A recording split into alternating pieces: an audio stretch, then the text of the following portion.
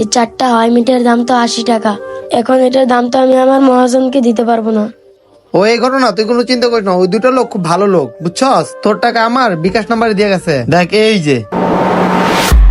এই দাঁড়া দাঁড়া দাঁড়া, এই আমরা যে হাওয়া মিঠাই নিয়ে আসলাম কিন্তু টাকা তো দিয়ে আসলাম না। ও কি করা যায়? ওই যে একটা লোক দাঁড়ায় আছে, চল হার কাছে দিয়ে যায়। ভাই জি ভাইয়া। ভাই, আপনার কি বিকাশ নাম্বার আছে? আছে, কিন্তু কেন ভাইয়া? ভাইয়া, এখানে এই যে একটা পিচ্ছি হাওয়া মিঠাই বিক্রি করতেছিল, ওর কাছ থেকে 4টা হাওয়া মিঠাই নিছিলাম, আর আমাকে একটু ইমার্জেন্সি যাইতে হবে, তো টাকাটা দিতে পারি নাই। আপনার যদি বিকাশ নাম্বারটা থাকে তাহলে আমাকে দেন, আপনি একটু কষ্ট করে ওনাকে টাকাটা দিয়ে দিন। মেহেদির কথা বলতেছেন? হ্যাঁ হ্যাঁ হ্যাঁ। আচ্ছা নেন, নাম্বার নেন। 019।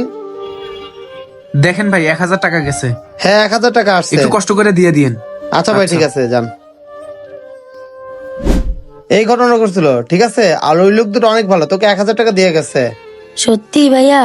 আমি তো ভাবছিলাম ওই 2টা লোক খুব খারাপ, এখন তো দেখি তারা খুব ভালো। আরে পাগল, সবাই এক হয় না, অনেক অনেক ভালো আছে। চল তোর টাকাগুলো বের করে দিই। এই ভিডিও থেকে আপনারা কি বুঝতে পারলেন তা অবশ্যই কমেন্ট করে জানাবেন। Thank you so much.